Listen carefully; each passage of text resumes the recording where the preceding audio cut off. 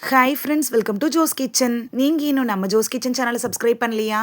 சட்டுன்னு சப்ஸ்கிரைப் பண்ணிவிட்டு லைக் பட்டனை தட்டி விட்டுட்டு வாங்க வீடியோக்குள்ளார போகலாம்.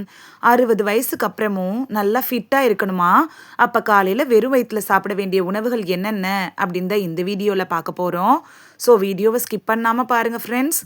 காலையில் ஒரு சில குறிப்பிட்ட உணவுகளை நம்ம எடுத்துக்கிறதுனால வளர்சிதை மாற்றம் துரிதமடைஞ்சு உடலில் கொழுப்பு சேர்றது அதை தடுத்துரும். உங்களுக்கு நீண்ட காலமாக ஆரோக்கியமாக உங்களை வச்சுருக்கணும், அதாவது 60 வயசுக்கு அப்புறமும் நீங்கள் ஆரோக்கியமாக இருக்கணும் அப்படின்னு நினச்சிங்கன்னா காலையில் எந்தெந்த உணவுப் பொருட்களை நம்ம சாப்பிட்றதன் மூலமாக அந்த நாள் முழுக்க ஆரோக்கியமாக இருக்கலாம் அப்படிங்கிறத பற்றி பார்த்துட்டு வந்துடலாமா? ஃபர்ஸ்ட் ஒன், வெதுவெதுப்பான தண்ணி. 60 வயசு ஆயிடுச்சுனாலே முதல்ல செய்ய வேண்டியது 1லேருந்து 2 கிளாஸ் வெதுவெதுப்பான தண்ணியை காலையில் ப்ரஷ் பண்ணிட்டு குடிச்சிருங்க. வெதுவெதுப்பான நீரை நீங்கள் குடிக்கிறதுனால செரிமானம் மேம்படும், வளர்சிதை மாற்றத்தை அது துரிதப்படுத்தும், உடம்புல இருக்கும்ல அந்த கெட்ட கொழுப்புக்களை கூட கரைக்கும். இது மட்டும் இல்லாமல் நிறைய ஆரோக்கிய நலன்களை தந்துடும். அந்த நாள் முழுக்க உங்களை புத்துணர்ச்சியாக வச்சுக்கும். செகண்ட் ஒன், டீடாக்ஸ் பானம்.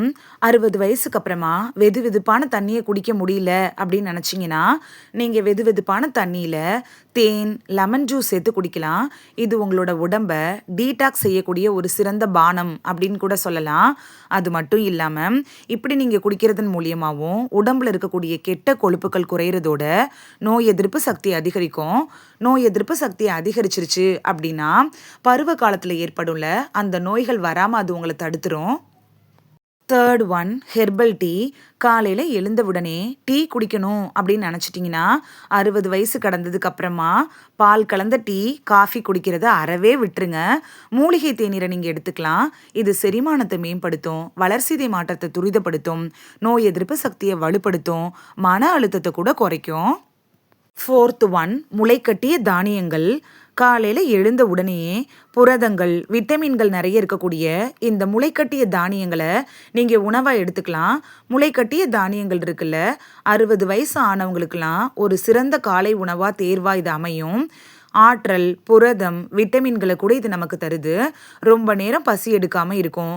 இது ஒரு சூப்பர் ஃபுட் அப்படின்னு கூட சொல்லலாம் 60 வயசுக்கு அப்புறம் இருக்கிறவங்களுக்கெல்லாம். ஃபிஃப்த்து ஒன், பேரிச்சம்பழம். உங்களோட காலை உணவில் ஊற வச்ச 2 பேரிச்சம்பழங்களை சேர்த்துக்கிறது உங்களுக்கு அந்த நாள் முழுக்க நல்ல புத்துணர்ச்சியை தரும்.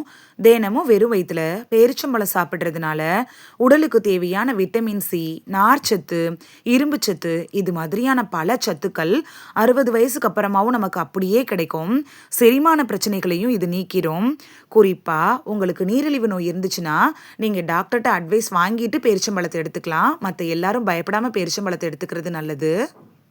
சிக்ஸ்த்து ஒன், பப்பாளி.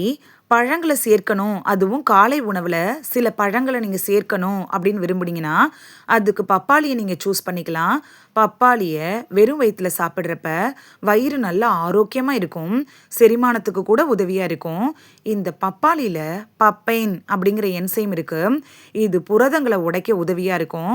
பப்பாளி பழத்தை காலையில் வெறும் வயிற்றில் சாப்பிட்டோன்னா அஜீரணம், அமிலத்தன்மை, வாயு பிரச்சனைகள்லேருந்து 60 வயசுக்கு அப்புறமா இருக்கிறவங்களுக்கெல்லாம் நிவாரணம் கிடைக்கும்.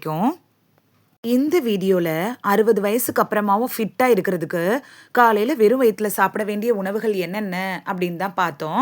இனி மிஸ் பண்ணாமல் இந்த உணவுகளை சாப்பிட்டு பலன் பெறுவீங்க அப்படின்னு நான் நம்புகிறேன்.